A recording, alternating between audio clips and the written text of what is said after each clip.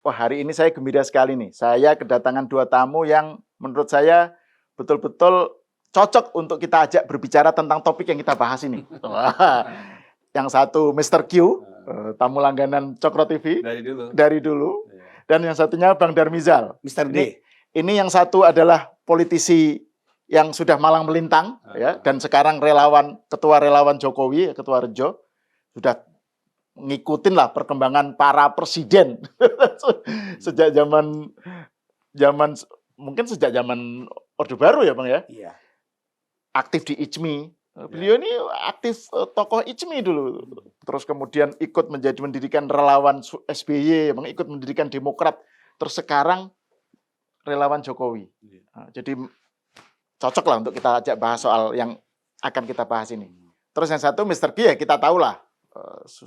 Cenayang politik sebelum menjadi kepala staf kepresidenan dulu sebagai cenayang politik dan sekarang ya kita tes aja ini kecenayangannya ini. Oke, apa kabar Mas Kodari dan baik. Bang Darmizal? Alhamdulillah. Jaga kesehatan soalnya cuaca lagi. Iya betul. Dan menjelang Ramadan, menjelang Imlek dan Ramadan. Itu ngomong-ngomong soal Imlek, saya ada flyer itu ya tentang harmoni. Imlek itu ada fotonya Mr. Q loh, soal Imlek dan Ramadan itu. Jadi saya jadi penasihat di panitia Imlek nasional. Oh, oke. Bentuk keragaman kita, walaupun saya Muslim, tapi kita turut membantu panitia Imlek. Nah, memang pesannya diilhami oleh bertemunya Imlek dengan Ramadan. Puasa, iya betul. Pada bulan Februari Ramadan, ini. Iya, tanggal 17 Imlek, tanggal 19. Jadi bagaimana? Ini kan tahun kuda ya, kuda. Tapi kudanya itu kuda mirip kuda kepang begitu. Jadi akulturasi atau bagaimana Tionghoa itu Imlek itu menjadi bagian dari keseharian masyarakat Indonesia. Seperti juga ada Natal, ada Idul Fitri, ada Nyepi. Jadi kita merayakan keberagaman masyarakat Indonesia dalam perayaan Imlek yang akan datang. Oke. Iya, makanya ini betul-betul out of the box, tiba-tiba ada Mr. Q gitu. Oke. Ketuanya Bu Airin Umar, ya, Wakil Menteri Ekonomi Kreatif. Oke. Tidak heran juga kan kalau ada kreativitas. Iya, betul. Make sense, jadi make sense. Oke, saya mau bahas soal isu politik tentu saja ya. Yang lagi rame kemarin kan pertemuan antara the so-called oposisi, ya, Pak Said Didu CS lah, Said Didu, Abraham Samad, terus Pak Susno gitu ya, dengan Pak Prabowo. Konon atas inisiatif dari Pak Syafri Samsudin gitu ya. Dan pertemuan itu menjadi menarik karena kalau menurut Mr. Q, Bang Darmizal di salah satu acara talk show di televisi ya, ini cerminan dari keterbukaan Pak Prabowo menampung segala masukan. Karena Pak Prabowo semangatnya itu kan ya bagaimana supaya program-program itu kekurangannya di mana, perbaikannya itu mendapatkan masukan feedback dari berbagai pihak termasuk para pengkritik gitu kan. Saya tuh kalau menyarikan poinnya Mr. Q itu akurat. Kalau ke sini belum akurat. Nah, tetapi yang menarik adalah komposisi para yang hadir itu rata-rata para Jokowi haters. Itu orang-orang yang betul-betul konsisten menyerang Jokowi dan menyerang Gibran ya. Pokoknya minta supaya Gibran itu out gitulah. Terus juga selalu menganggap bahwa Pak Prabowo itu tidak independen. Selalu dikendalikan oleh Jokowi gitu. Ya, Said Didu yang terutama misalnya kan gencar Samad juga gitu. Jadi saya ingin melihat soal ini dari kacamata satu kepala staf kepresidenan, yang satu dari ketua relawan Jokowi gitu. Gimana? Siapa dulu nih? Kasih relawan Jokowi dulu. Oke, silakan Bang Darmizal. Baik. Saya pernah di podcast di sini juga kalau nggak salah itu menyampaikan bahwa Presiden Prabowo itu sudah selesai dengan dirinya. Semangat utama dari Presiden Prabowo yang berjuang 4 kali menjadi calon presiden di negeri kita ini dan akhirnya yang kelima benar-benar dikabulkan dan dipilih oleh mayoritas masyarakat adalah untuk kemakmuran bangsa dan negara ini ansih. Beliau sudah selesai dengan dirinya. Maka dari itu, komitmen dari Pak Prabowo untuk membangun negeri ini haruslah bersama-sama. untuk bersama-sama itu memang kita perlu zero enemy. Jangan ada musuh di dalam selimut untuk membangun itu. Karena kalau ada musuh di dalam selimut untuk membangun satu negeri yang aturannya seperti ada di Indonesia, negeri kita ini kan negeri hukum. Beda dengan di negeri di Cina umpamanya, di Vietnam, segala sesuatu kan milik negara. Kalau sini tidak, ada aturannya, ada budaya, ada adat dan lain-lain sebagainya. Seperti kepemilikan tanah dan lain sebagainya. Bagaimana bisa membangun ketika tanah itu diatur sepenuhnya oleh negara, tapi di sisi lain ada tanah yang bersifat kepentingan adat. Contoh, kami Sumatera Barat. Nggak bisa, maka terlambatlah pembangunan jalan tol umpamanya kan tidak sejalannya kesepakatan antara negara untuk membangun dengan masyarakat yang ingin dibangun. Nah itu contohnya. Maka dari itu harus ada merangkul. Disitulah letak pentingnya Presiden Prabowo mengajak orang-orang lain untuk pikiran-pikiran apa sih yang ada di kepala mereka untuk kepentingan bangsa dan negara ini. Yaitu komitmen kebersamaan. Dan komitmen kebersamaan itu kita tidak boleh saling bermusuhan. Boleh beda pendapat, tapi tujuannya untuk satu, yaitu melahirkan Indonesia yang baik, yang makmur untuk mencapai Indonesia emas 2045 itu bagi generasi muda kita. Generasi yang sebentar lagi masuk ke era bonus demografi. Maka dari itu nggak ada cara lain. Presiden dengan caranya beliau mengajak orang-orang yang katakanlah hatersnya Pak Jokowi. Ya bagi kita bisa oke-oke aja. Penting.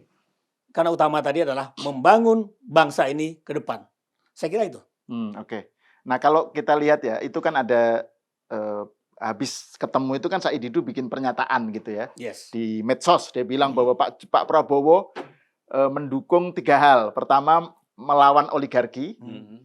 Jadi Pak Prabowo melawan oligarki, kemudian melawan geng Solo.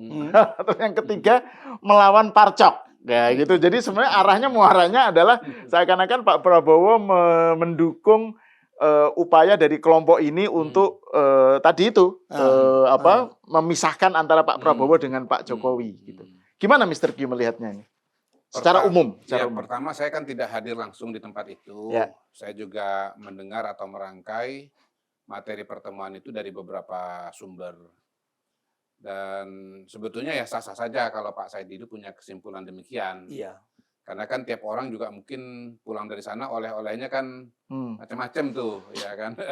Apalagi 5 jam kan pertemuannya. Iya 5 jam ya. Mungkin ada yang ingat bagian depan, ada ingat bagian tengah, ada ingat bagian belakang. Tapi yang pasti ada kebahagiaan, kegembiraan lah. Gitu. Ada juga mengingat sebetulnya yang dia ingat itu adalah dia sendiri. Gitu. Tapi saya kira jelas bahwa pertama begini, Pak Prabowo itu berkomunikasi dengan semua pihak. Pertama untuk mendapatkan informasi dan masukan, untuk mendapatkan perbandingan dan perspektif. Yang kedua untuk menjelaskan sebetulnya apa-apa saja yang sedang beliau lakukan. Karena kalau tidak diterangkan belum tentu paham dan mengerti. Dan saya kira itu sangat menonjol ya dampaknya kepada para teman-teman yang kemarin datang. Saya misalnya ketemu dengan Pak Susno. Pak Susno mengatakan bahwa wah ternyata yang dipersoalkan selama ini bagaimana sumber daya alam kita itu tidak digunakan dengan sebesar-besar kemakmuran rakyat itu betul-betul itu yang diperjuangkan oleh Pak Prabowo pada hari ini. Kemudian adanya pelanggaran-pelanggaran sumber daya alam, ya perkebunan ternyata ditindak dengan sangat tegas oleh Pak Prabowo ya. Bahkan informasi yang saya dapat dari Pak Prabowo kemudian dibandingkan dengan teman-teman itu angkanya lebih tambah lagi itu. Awalnya 45 juta hektar kan kebun sawit ilegal. Itu Pak Said Didu ngomong 8 bahkan sampai 9. Jadi memang begini juga sih maksudnya itu ada perkembangan 8 juta hektar itu yang berhasil diambil. Ilegal. Yang berhasil diambil lagi oleh pemerintah. Yang potensial. Kalau terakhir kan yang sudah resmi sekitar 4 ya. Oke. Tapi ini kan terus dinamis dan berkembang karena Satgas Penertiban Kawasan Hutan ini kan terus bergerak. Mungkin ada informasi-informasi baru, barangkali yang potensial itu bisa sampai 8 sampai 9 juta begitu. Nah, hemat saya orang-orang seperti Pak Said Didu yang katakanlah terus kritis mengenai oligarki, kemudian Pak Abraham Samad yang juga ke sana begitu. itu begitu mendengar bahwa Pak Prabowo memahami persoalan itu, bahkan sudah melakukan penindakan, bahkan lebih jauh lagi sebetulnya Pak Prabowo itu sudah memasukkan denda-denda dan menggunakan uang-uang yang hasil denda dari penertiban kawasan hutan itu untuk program-program kerakyatan. Jadi hasil penertiban ini dananya digunakan untuk program-program yang sekarang sedang dijalankan oleh Pak Prabowo yang ditujukan untuk kepentingan kesejahteraan masyarakat.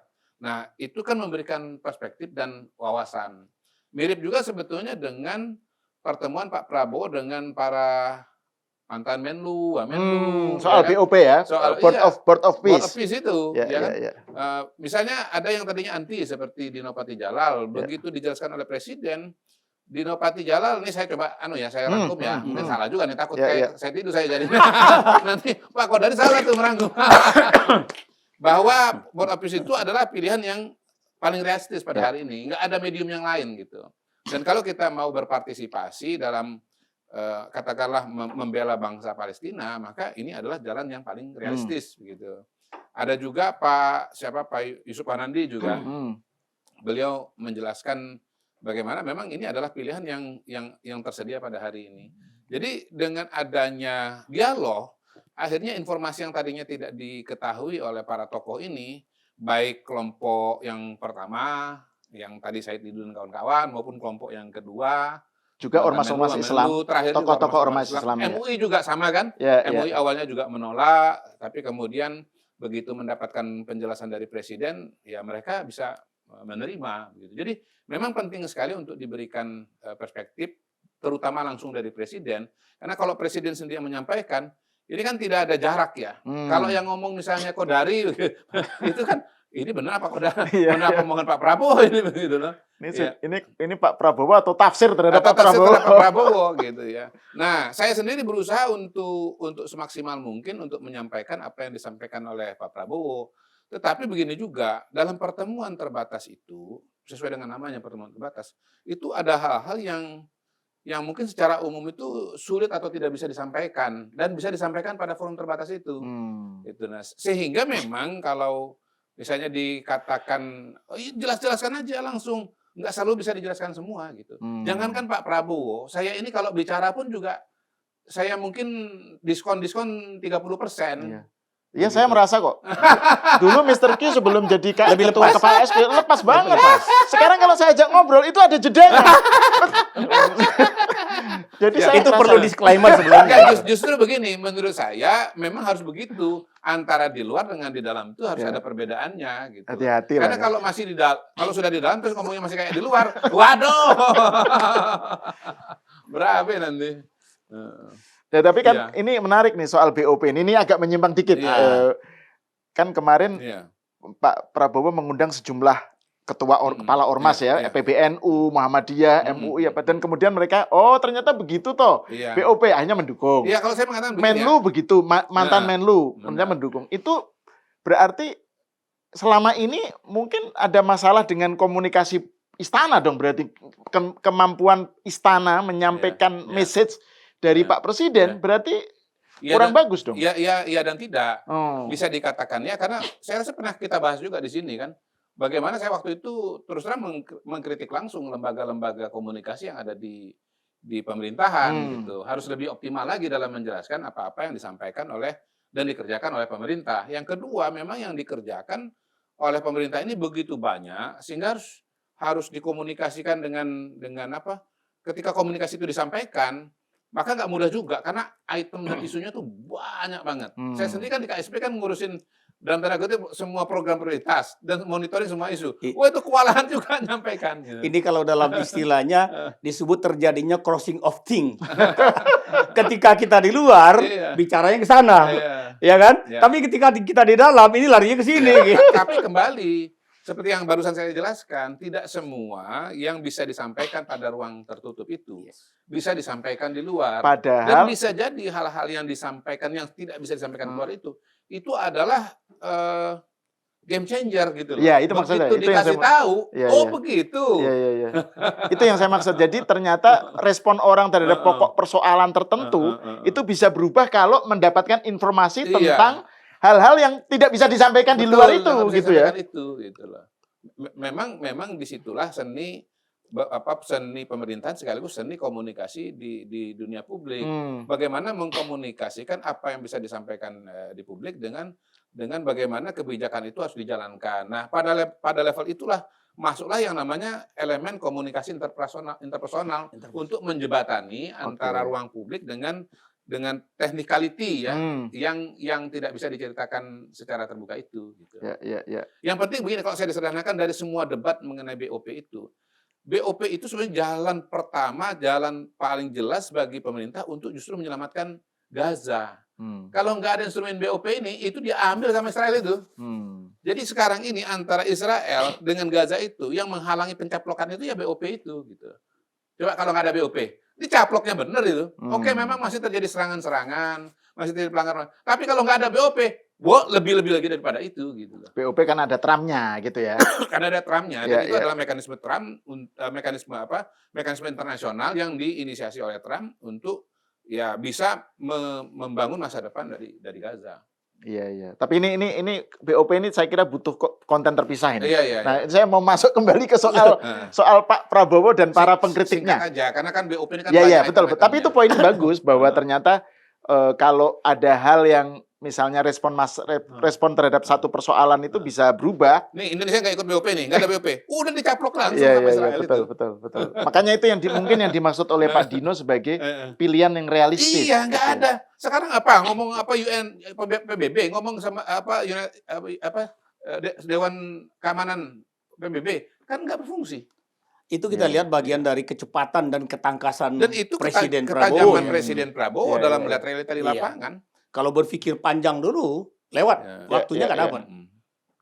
Dan realisme itu kan berangkat dari satu asumsi bahwa kita nggak mungkin dapat 100. Jadi maksimum call itu harus ada kompromi lah gitu. Kita maksimum call-nya 100, tapi ya realitasnya kan harus ada negosiasi macam-macam. Dapatnya mungkin 60 gitu. Sekarang misalnya gini, kalau ada yang bicara, Indonesia jangan ikut apa kata Amerika.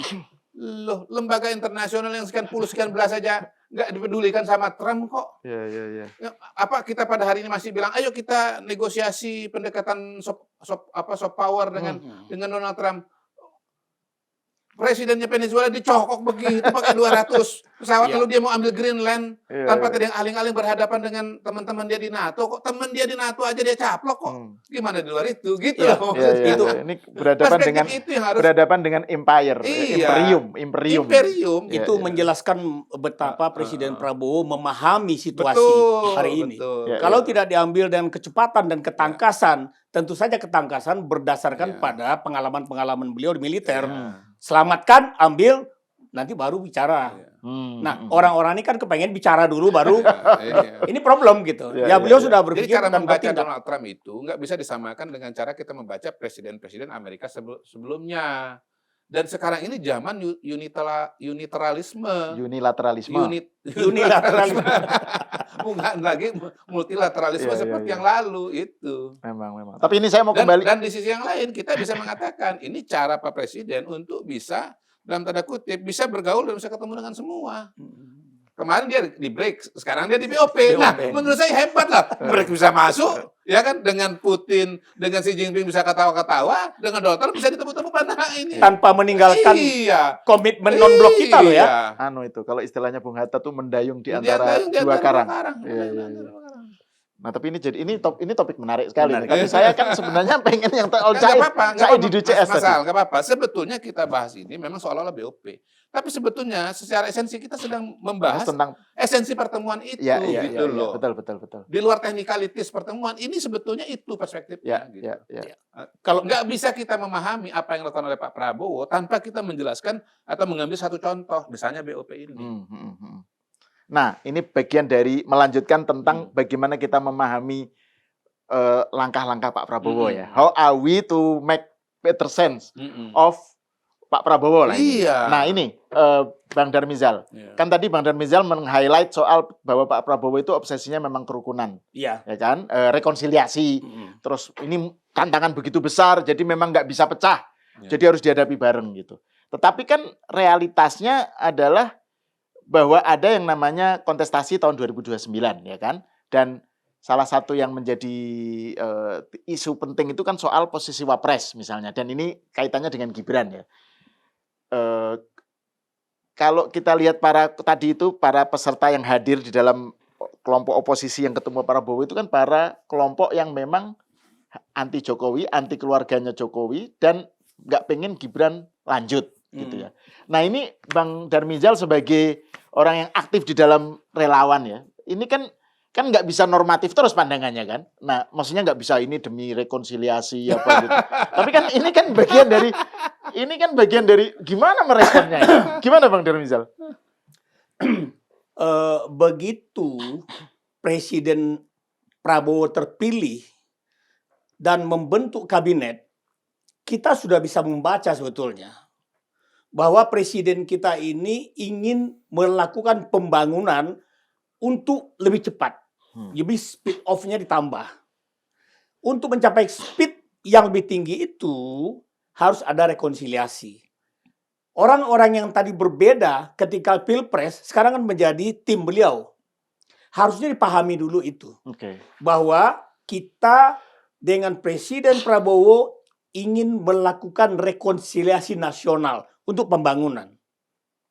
Maka pendapat-pendapat yang harus disampaikan oleh orang yang menjadi haters, katakanlah hatersnya Pak Jokowi, itu juga memahami input-input masukan-masukan yang bernas yang perlu diberikan ke presiden agar presiden bisa mengambil masukan-masukan mereka itu sebagai hal yang bernas juga untuk kepentingan bangsa dan negara. Jangan melihat sesuatu hanya karena dasar kebencian dan ketidaksukaan. Katakanlah mereka tidak suka dengan Mas Gibran, Mas Wapres. Gibran itu menjadi wakil presiden dan terpilih itu karena aturan sudah dibuat sedemikian rupa. Apa aturan yang dilanggar? Bahwa ada perbaikan aturan menjelang pemilu, itu kan bukan urusannya Gibran. Kenapa nggak segera saja waktu ditetapkannya keputusan itu dilakukan semacam mungkin ke DPR atau apalagi kan ada lembaga lain. Jangan setelah terpilih mencak-mencak.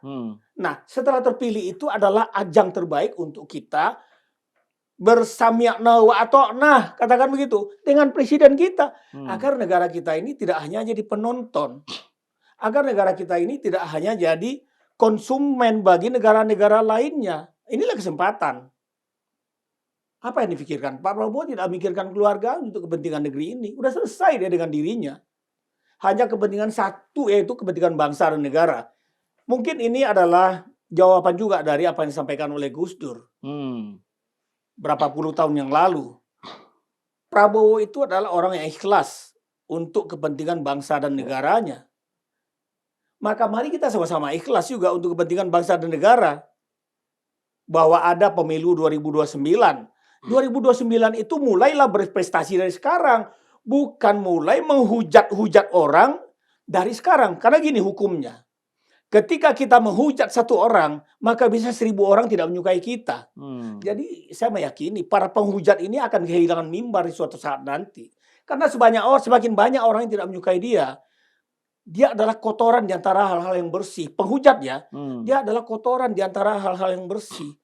Maka dari itu ketika ada niatan yang baik dan bagus yang ingin dilakukan oleh Presiden Prabowo, kita bersama-sama dong untuk mencapai apa yang diniatkan itu. Supaya niat untuk menjadi target itu betul-betul terlaksana pas, tepat pada waktunya. Saya ingin melihat dalam perlombaan, katakanlah lomba renang di Olimpiade gitu ya. Udah tahu nih sahabat kita, tim kita, warga negara kita berlomba di Olimpiade. Karena kita saking cintanya sama dia, ketika dia berlomba jangan dikasih tali di kakinya, nggak jadi sampai dia. Jangan kita beratkan. Tapi justru kita harus mendorong dalam bentuk semangatnya. Capai target itu dan kita bersama-sama gitu. Nah ini memang kalau kita lihat ya, ada sesuatu yang menarik nih.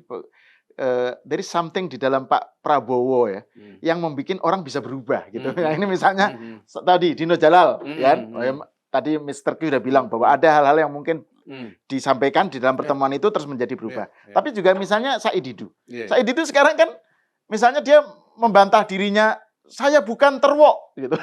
Jadi Terwot apa? ternak Prabowo. Dia kan selalu ngejek para Ternak pendukungnya Mulyono. Prabowo termol. Ah, Nah, dia kan sekarang Jokowi. setelah ketemu pendukung Jokowi pendukungnya termol. Nah, setelah ketemu Prabowo, Ah. dia dianggap lembek gitu Iya, loh. iya, Karena iya. tadinya kan dia menyangka menarasikan Iya, Prabowo itu tidak Iya. independen. Iya. Disetir setir Iya. Jokowi. Iya. Sekarang ketemu. Iya. Lah, kok ketemu? Tapi saya bukan terwok gitu. Nah, artinya kan dia berubah Iya. perspektifnya. Kan masih pendukung Manchester City. Iya. Oh ya, betul masih Manchester City. Gimana Mr. Q melihat apa yang stand out dari Pak Prabowo? Apakah ini cara komunikasinya atau persuasi atau apa yang membuat tiba-tiba kayak Memang- balik kanan memang gitu? memang melihat Pak Prabowo itu, hemat saya itu harus dengan kacamata baru. Karena memang paradigma yang dibawa oleh Pak Prabowo itu paradigma yang sudah lama dalam tanda kutip ditinggalkan lah ya. Misalnya beliau mengingatkan bahwa ekonomi kita itu pada dasarnya adalah pasal 33. Oke. Pasal 33 ekonomi UUD 45 ya? ekonomi disusun, kegiatan ekonomi disusun sebagai usaha bersama atas dasar kekeluargaan. Kemudian cabang-cabang produksi yang penting bagi negara dikuasai oleh negara dipergunakan untuk usaha besar kemakmuran rakyat. Juga bumi air Ini tanah, warisan dan Pak air Cum dan juga ya? sekitarnya. Warisan pemikiran Pak Cum ya? Untuk Enggak. sebagian iya, dan antara itu kan memang pemikiran dari Pak Cum dan sudah pernah diusulkan kepada Pak Oke. Harto. Tapi pada waktu itu kan tidak atau belum diterima. Gitu. Kemudian koperasi, ya, bagaimana beliau menghidupkan lagi koperasi. Jadi Pak Prabowo ini melihat sudah lama sekali mengidentifikasi persoalan-persoalan besar bangsa kita yang kemudian beliau kerjakan sekarang ini untuk penyelesaiannya. Kalau kita baca, kalau mau paham Pak Prabowo itu sebetulnya gampang, karena semuanya terdokumentasi. Ya. Kita mau paham Pak Prabowo, saya sering ulang ini, baca buku kepemimpinan militer. Ya. Di situ kita bisa melihat cara beliau melihat konstelasi dunia, ya perpolitikan dunia. Kemudian kalau bicara ekonomi kita lihat buku beliau Paradoks Indonesia. Ya. Kemudian strategi transformasi bangsa. Nah, Pak Prabowo itu udah berkali-kali mengatakan bangsa kita ini bangsa yang sangat kaya, tetapi kita ini dijajah, sadar tidak sadar, ya kan? Pada masa Belanda, pada masa Jepang kita dijajah secara terbuka. Tapi setelah itu sebenarnya kita masih dijajah. Kita sumber daya alamnya itu diambil, ya, tapi kemudian kita sendiri cuma dapat sedikit. Bahkan lebih jauh lagi, beliau mengatakan begini, kita ini punya kekayaan alam besar, tetapi sebetulnya yang masuk ke kas negara itu kecil sekali. Misalnya Pak Susno Dwaji menceritakan bahwa produksi batubara kita sangat besar, 800 juta ton setahun. Kata Pak Prabowo, enggak. Sebetulnya sekitar 1.500-1.600. Tetapi yang tercatat cuma 800 juta ton begitu. Padahal sebetulnya lebih daripada itu. Nah, kok tahu dari mana bahwa produksi kita lebih? Karena catatan dalam negeri dengan catatan negara yang kita ekspor itu beda. Oke. Yang menerima ya? Di negara ekspor itu yang terima itu kalau di total itu 2 kali lipat daripada yang keluar gitu loh. Jadi memang selama ini ada yang namanya under invoicing, adanya penyelundupan, adanya praktek-praktek ekonomi yang menguntungkan sangat segelintir elit ya, hanya keluarga-keluarga kaya tertentu saja, tetapi ini kurang adil kepada masyarakat yang lebih luas gitu loh. Contoh yang ditindak oleh beliau itu kan bagaimana penyelundupan timah di Bangka Belitung, itu ternyata kan besar sekali, dan itu baru ditindak pada masa Pak Prabowo ini. Jadi Pak Prabowo itu melakukan hal-hal yang selama ini diharapkan oleh atau disuarakan oleh orang-orang seperti Pak Said Didu. Dan begitu Pak Said Didu mendengar bahwa itu sudah bukan cuma sekedar dipahami oleh Pak Prabowo, tapi juga sudah dikerjakan, sudah deliver, itu Pak otomatis imannya Pak Said Didu berubah gitu. Nah, soal iman itu harusnya diikuti kalau memang terhadap sikapnya Pak Said Didu CS ya terhadap Pak Prabowo, harusnya kan diikuti dengan juga mendukung wapresnya dong. Kenapa itu dipisah oleh jadi kayak sesuatu yang nggak konsisten gitu. Ada like and dislike di situ. Gimana menurut Mr. Q? Maksudnya itu kan harusnya satu paket gitu ya. Ya begini, Pak Prabowo ini sendiri kan juga unik ya, karena dia dulu adalah lawannya Pak Jokowi. Gitu. Jadi pada suatu masa berdiri pada posisi yang berbeda. Pada waktu itu kalau saya lihat ya, teman-teman ini sebagian kan pendukung Pak Prabowo. Ya. Walaupun tahun 2024 mereka mungkin mendukung yang lain kan gitu Iya, kan. iya, betul.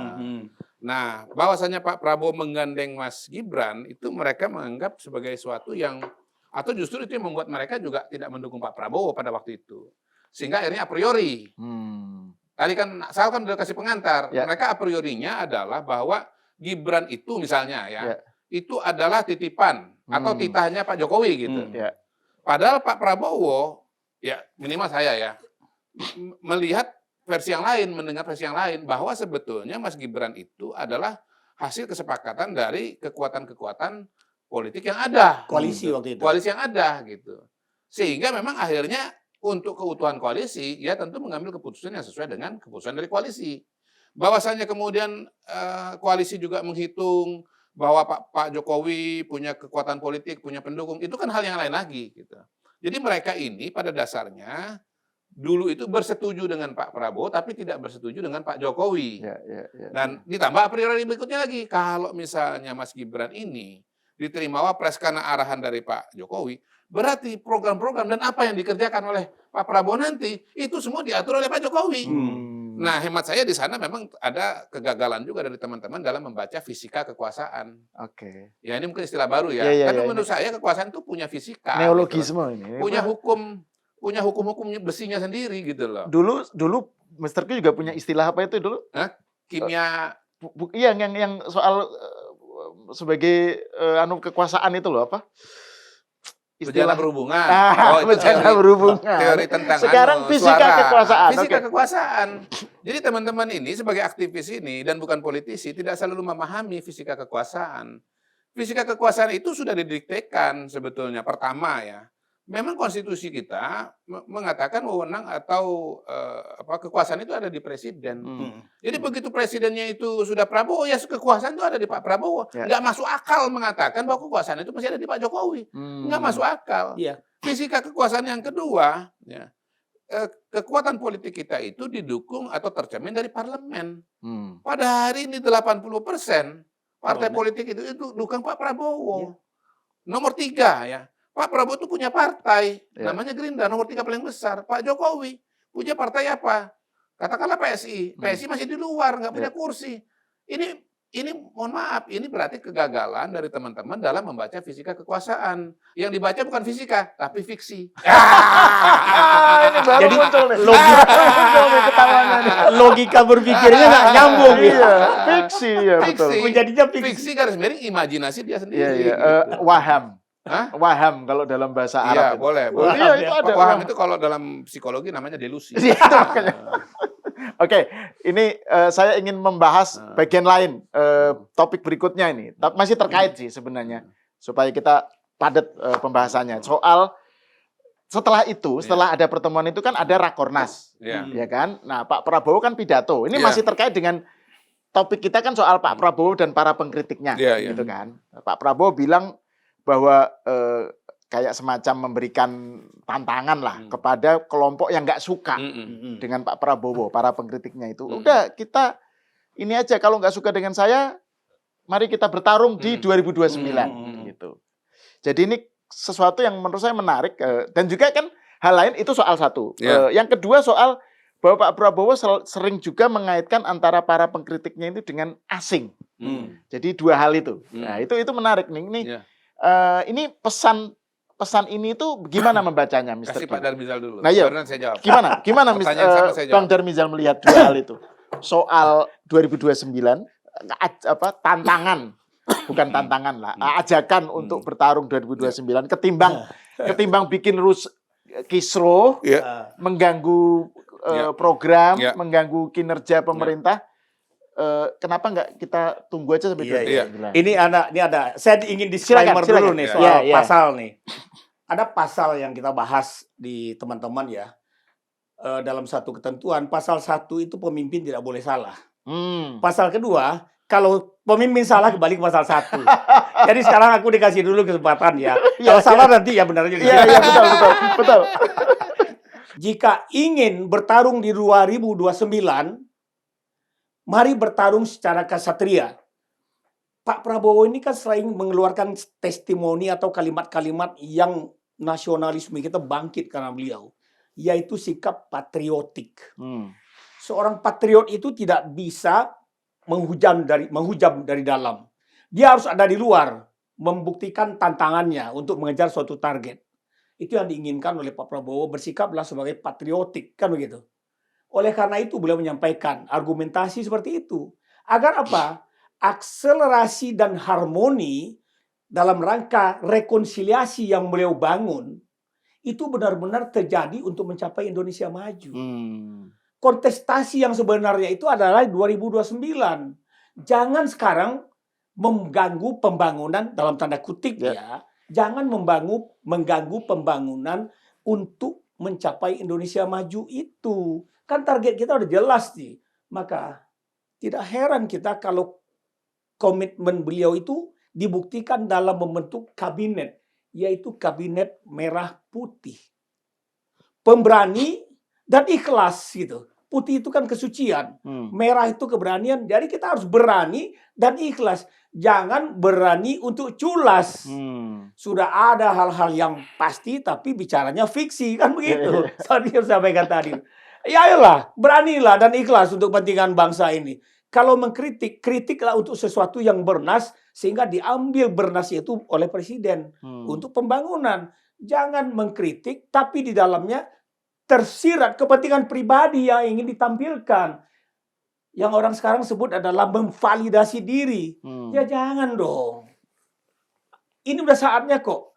Orang lain sudah berpacu sedemikian rupa, kita masih sibuk bertengkar di kolam yang sempit. Akhirnya apa? Tertinggal terus. Contoh sekarang. Presiden sudah sangat berkomitmen. Malah bursa saham kita digoreng-goreng lagi, segala macam lagi. Kan bursa saham itu salah satu indikator bagi keberlangsungan kebaikan ekonomi kita. Di secara global, sekarang terganggu lagi. Itu akibat apa? Akibat adanya permainan-permainan yang kadang-kadang tidak wajar gitu. Nah, presiden kita ini menginginkan kewajaran. Dan semua kita harus berani untuk berlaku wajar. Jangan tidak ikhlas di situ. Hanya kepentingan pribadi, kepentingan kelompok. Kan dulu kita sering dengar juga kan, kalau kepentingan negara sudah berada di tangan saya, maka kepentingan partai saya tinggalkan. Pak Prabowo sudah menjelaskan, sudah membuktikan. Dia tinggalkan kepentingan kelompoknya demi kepentingan negara. Kenapa kita tidak seperti itu juga gitu? Jangan hanya ngikutin Pak Prabowo, bajunya biru, kita semua ikut biru. Pak Prabowo dasinya mulai biru, kita biru. Tapi berpikir kita dan lisan kita tidak mengikuti cara berpikir dan lisannya presiden gitu. Presiden seperti yang disampaikan Mr. Q tadi, begitu cepat dan tanggapnya tentang BOP, kita juga harus cepat dan tanggap dong tentang hal-hal lain yang mensupport presiden. Saya kira itu. Oke, Mr. Q. Ya. Gimana? Pertama mengenai pidato presiden soal 2029 itu saya melihat titik tekannya sebetulnya bukan di situ. Titik tekannya adalah pesan bahwa kalau misalnya tidak puas silahkan disuarakan, mau demo juga boleh, tetapi jangan sampai anarki, jangan sampai merusak fasilitas publik, jangan sampai menjarah rumah orang gitu. Karena itu merugikan ya kita sebagai bangsa secara keseluruhan. Belum lagi dampak ekonominya secara makro kan begitu. Jadi saya sebetulnya titik tekannya di sana, bukan Pilpres 2029-nya. Yang kedua, beliau memang orang yang sangat berbesar hati, sangat berbesar jiwa. Karena apa? Karena beliau sendiri kan sudah pengalaman untuk maju tuh 4 kali. Jadi sebetulnya kontestasi itu sangat-sangat biasa. Dan ya sebetulnya semua orang yang beliau hadapi itu kan itu orang-orang yang dulu sebelumnya beliau bantu juga. Pak Jokowi waktu maju calon gubernur Jakarta dicalonkan oleh Pak Prabowo. Kampanyenya dibantu oleh Pak Prabowo. Kemudian pada gilirannya begitu Pak Jokowi maju Pilpres, Pak Prabowo maju Pilpres, berhadapan dua nama ini. Anies Baswedan, ya kan, maju juga. Gubernur. Sebagai calon gubernur DKI didukung oleh Pak Prabowo. Pak Prabowo. Akhirnya menang. Begitu Pilpres, berhadapan kan begitu. Cuman bedanya Pak Jokowi dengan Mas Anies, Pak Jokowi nggak kasih nilai 11 dari 100 kan gitu kan. Sehingga hubungannya tetap baik. Apalagi setelah Pak Jokowi jadi presiden, pada periode kedua mengajak Pak Prabowo untuk masuk sebagai Menhan, yang pada gilirannya menghantarkan Pak Prabowo menjadi presiden gitu loh. Jadi kalau kemudian Pak Prabowo itu ketemu bicara dengan Mas Pram nanti 2029 kita berhadapan nggak apa-apa. Saya kira itu mencerminkan kebesaran jiwa seorang Pak Prabowo secara sangat-sangat nyata gitu. Nah, yang kedua mengenai soal asing ya. Kita ini kan inilah yang dibilang oleh Pak Prabowo itu kita nggak boleh naif. Ya, makanya harus baca tuh buku Kepemimpinan Militer 1 karena di situ beliau banyak mengutip pelajaran-pelajaran yang usianya sudah ribuan tahun. Salah satu yang kemudian belakangan beliau sering kutip adalah quote dari Thucydides. Dia beliau yang mengatakan the strong do what they can, ya. Jadi orang yang kuat melakukan apa yang mereka mau, and the weak must suffer what they must. Jadi yang lemah itu akan menderita. Gitu. Nah, jadi kalau kita ini nggak mau itu kan juga prinsip realisme dalam hubungan dalam geopolitik. Thucydides itu yang dipakai oleh Pak Prabowo untuk melihat realitas sekarang ini, gitu loh. Nah, sementara yang lain masih pakai kriteria-kriteria yang lain. Ya, ini fisika kekuasaan juga sebetulnya, gitu. Fisika kekuasaan secara umum dan realita kekuasaan politik pada hari ini di Amerika, gitu. Jadi kalau masih ada yang punya analisa berbeda, itu dia nggak paham dua variabel itu. Dua hukum tuh, hukumnya Thucydides sama hukumnya Donald Trump. Gitu. Dua kacamata ini yang dipakai oleh Pak Prabowo dalam menganalisa situasi dan kondisi dan dipakai untuk menavigasi langkah-langkah politik yang harus dilakukan oleh beliau dan oleh Indonesia gitu. Jadi dari dulu memang Amerika itu pekerjaannya berusaha mempengaruhi konstelasi dunia dimanapun di seluruh dunia ini. Ya, karena dia mewakili the strong. Baik secara politik, secara militer maupun secara ekonomi. Ya, saya ulang ya, secara politik, secara militer maupun secara ekonomi. Secara militer di zaman Bung Karno karena mereka ingin supaya Bung Karno jangan terlalu dekat dengan Cina, dengan komunis, dengan Soviet misalnya. Maka ada operator CIA yang bermain di sini dan ditembak jatuh kan akhirnya menjadi tawanan perang waktu itu oleh Indonesia dan terjadi semacam katakanlah barter dengan pemerintah Amerika supaya kemudian pilot itu bisa dipulangkan gitu. Jadi itu realita yang sudah berjalan dengan sangat panjang. Bahkan ada bukunya. Subversion sebagai sebagai kebijakan luar negeri. Ruth McVeigh kalau nggak salah itu bukunya, ya? Atau McCain, lupa saya. Iya, pokoknya itulah pokoknya akhirnya sudah terbuka. Dan pada hari ini menurut saya Donald Trump menunjukkan secara telanjang bagaimana yang namanya subversi itu atau operasi militer itu merupakan bagian dari upaya mereka untuk mempengaruhi suatu negara. Ya kan? Terang-terangan dia mau ambil minyaknya di Venezuela, presidennya dicokok. Ya kan, habis itu ini minyak Venezuela boleh dijual. Lu yang punya minyak siapa yang menjual siapa? Lalu kemudian soal Iran misalnya, dia mengatakan, "Woi rakyat Iran, silakan demo. Help is on the way." Gitu. Bantuan sedang datang. Jadi saya kira Donald Trump ini kemudian menjadi contoh paling nyata dari adagium yang sudah disebutkan dan diwaspadai oleh Pak Prabowo semenjak lama. Gitu. Jadi kita nggak boleh naif. Kita nggak boleh naif, ini semuanya hanya soal ekonomi, nggak bisa juga. Baru-baru ini salah satu lembaga menurunkan peringkat Indonesia loh. Peringkat utang Indonesia kalau nggak salah gitu. Karena dia menganggap kebijakan-kebijakan Pak Prabowo ini keluar dari koridor atau tidak bisa diprediksi. Tidak bisa diprediksi dan keluar dari koridor. Ya sekarang kacamatanya kacamata siapa? Kacamata mereka atau kacamata kita gitu loh. Sekarang Indonesia punya Danantara, Pak Prabowo bikin Danantara. Punya kekuatan 1 triliun dolar. Ya. Itu bisa dipakai untuk membiayai sendiri program-program hilirisasi, program-program pembangunan di Indonesia, ya kan, untuk menopang misalnya bursa saham begitu. Nah, Indonesia menjadi kuat, kita tidak tergantung lagi dengan utang dari luar negeri. Nah, kira-kira luar negeri itu senang apa enggak dengan Anda? Dia nggak senang lah dia. Pasti dia nggak senang. Karena dengan adanya Danantara, maka kemudian Indonesia tidak tergantung kepada mereka. Karena itu gagasan Danantara pasti diserang oleh mereka. Ya, tidak lagi sepenuhnya tergantung. Pasti diserang. Upaya Pak Prabowo untuk membangun kemandirian ekonomi pada tingkat desa dengan membangun koperasi pasti dipersoalkan, pasti diserang-serang. Wah, itu koperasi pasti gagal kayak zaman dulu. Ya, dulu gagal, sekarang kan belum tentu gagal gitu. Tapi udah ditakut-takutin duluan kita ini bahwa itu pasti gagal. Kenapa? Karena dia tahu kalau ekonomi kita kuat pada level desa, kita betul-betul akan menjadi bangsa yang sangat kuat gitu loh. Atau hilirisasi misalnya. Belum lagi, belum lagi memang mereka-mereka yang dalam negeri yang terganggu usahanya selama ini. Udah nyaman puluhan tahun kan begitu kan. Nah, begitu mereka ini ditindak oleh Pak Prabowo, apa mereka juga diam? Ya jangan-jangan mereka juga ikut kolaborasi nih dengan pihak-pihak di luar untuk menggoyang kekuasaan pada hari ini gitu. Nah, itulah yang yang harus dipahami oleh masyarakat Indonesia bahwa memang Pak Prabowo itu mengerjakan hal-hal yang selama ini tidak dikerjakan, padahal harusnya dikerjakan, dan itu mengganggu kenyamanan baik yang di luar maupun yang ada di dalam. Gitu. Tapi kan gini, itu dengan mengakui pentingnya kita punya kesadaran geopolitik terhadap peranan asing itu ya dalam dinamika di dalam nasional ya, ekonomi politik di dalam negeri.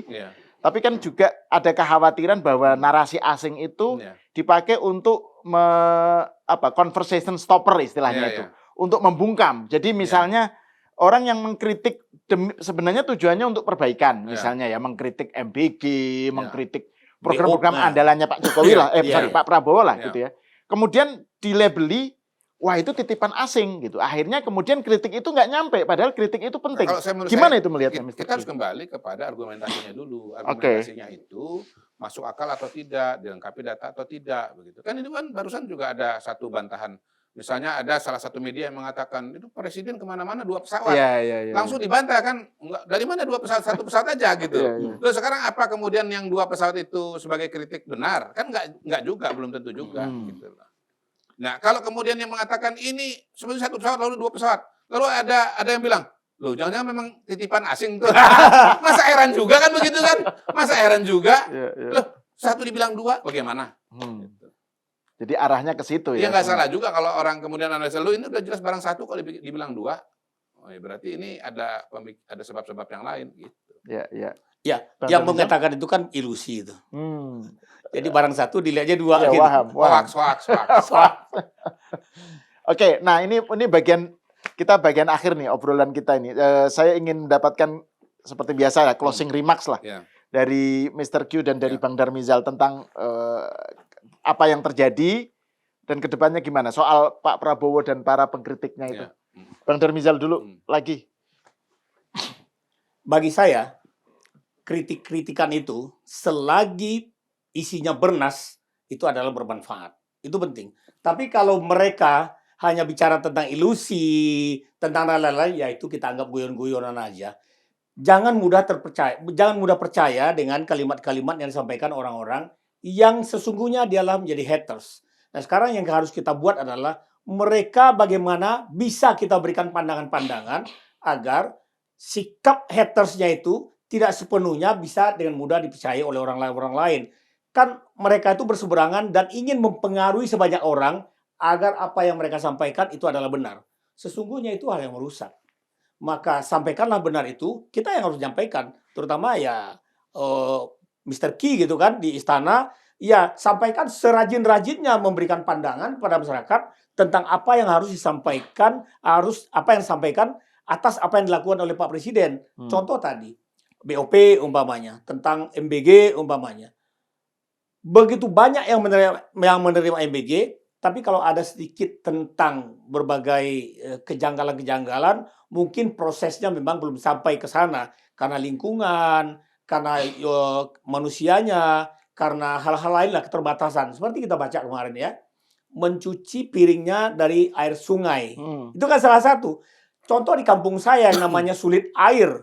Itu mendapatkan air bersih itu memang sulit, namanya kampung sulit air. Tapi MBG niscaya itu adalah dimana, Bang? di kampung saya itu. Di Solok, Sumatera Barat. Ya, namanya kampung sulit air. Tapi di Sumatera Barat nggak ada kampung sulit uang kan? Nggak ada. Justru di sulit air itu banyaknya uang.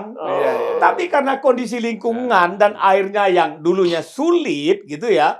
Nah, bagaimana bisa mencuci dengan seketika sesuai dengan harapan? Tentu ada jenjangnya gitu. Nah, inilah perlu pemahaman, penjelasan yang bersifat situasional, tapi juga untuk kepentingan jangka panjang. Bahwa tujuan presiden kita itu adalah tujuan yang baik dan ingin memberikan yang terbaik bagi bangsa ini. Tidak ada kata lain. Apa yang disampaikan Gus Dur itu menjadi pembenaran bagi saya sekarang. Prabowo adalah orang yang ikhlas untuk negerinya. Saya kira itu. Oke. Mr. Q, gimana melihat? Karena kan sebenarnya ini kan terkait juga dengan poin yang selalu dikatakan Mr. Q bahwa problem tantangan dari pemerintahan sekarang ini kan bukan pada visi, pada gambar besarnya, tapi pada pelaksanaan, pada aspek teknokrasinya gitu. Nah, Iya, karena Pak Prabowo ini membawa paradigma baru, memang orang kan nggak semua sadar bahwa sebetulnya mereka melihat realita itu pakai kacamata. Kacamata itu namanya paradigma. Oke. Gitu. Nah, memang harus memang mengenai paradigma ini, yang paling fasih bicara itu Pak Prabowo memang. Memang Pak Prabowo ini pembicara yang piawai sebetulnya. Baik karena memang beliau sangat pintar berbicara, yang kedua beliau banyak membaca, yang ketiga beliau memang memahami betul peta persoalan yang ada gitu. Sehingga sebetulnya cuma menceritakan ulang saja apa yang direncanakan, apa yang dilihat, apa yang dikerjakan, dan itu dengan sendirinya membuat kawan-kawan ini menjadi mengerti gitu. Jadi saya kira dilanjutkan saja ke depan dialog dengan kelompok-kelompok masyarakat dalam berbagai macam variasinya, karena memang at the end of the day ya sebagus-bagusnya Kodari, sebagus-bagusnya Pak Mas Pras, Pak Sugiono, Pak Teddy berbicara ya tetap pasti ya beda dengan kalau Pak Prabowo sendiri yang berbicara. Jadi ya. Orang baru puas dan betul-betul ngandel istilahnya yakin, tuh. ya. Yakin kalau yang ngomong Pak Prabowo langsung gitu ya. Betul. Jadi ya memang tapi itu di tidak sisi lain kan terhindarkan. itu juga jadi banyak beban tambahan. Oh dong jangan, buat enggak, Pak Prabowo beban, kan harus enggak beban. Saya kira pemimpin itu memang tugasnya ya salah satunya berkomunikasi. Jadi itu paket seorang pemimpin ya harus bisa berkomunikasi, bisa menjelaskan. Dan ini kan tidak semua, kan harus dilihat bahwa ini adalah bagian dari elit. Jadi elit-elit ini memang membutuhkan penjelasan yang secara karakteristik itu mungkin agak berbeda dengan publik. Mereka ini perlu pendalaman, mereka punya pertanyaan, mereka punya hal-hal yang sifatnya lebih detail, dan itu ya harus ditanyakan langsung kepada Pak Prabowo. Nah kalau yang ini terakhir nih, terkait soal problemnya itu adalah pada aspek teknokrasi dan pelaksanaan gitu ya. Terus kemudian ada kritik-kritik terhadap itu, nah itu gimana menurut Mr. Q? Ya diakomodasi saja dan dilakukan perbaikan-perbaikan. Dan kalau nggak ada kemajuan, saya lihat kayaknya reshuffle.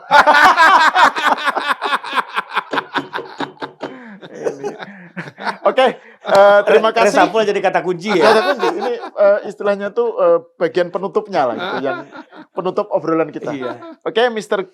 Q dan Bang Darmizal, terima kasih atas obrolannya. Dan saya kira ini kalau bertiga lebih gayeng ya. Iya. Yang saya senang adalah ketawanya Mr. Q muncul lagi. Iya. Ketawa. Gara-gara Pak Said tidur. Dan itu tidak ada yang berubah. Iya. Biasanya kan kalau beberapa kali beliau sudah menjadi kepala KSP itu, datang ke sini ketawanya agak terukur. Karena ada Mr. D sekarang. Iya, makanya saya bersyukur. Setelah ada Mr. D baru. Karena ada Mr. D, Didu.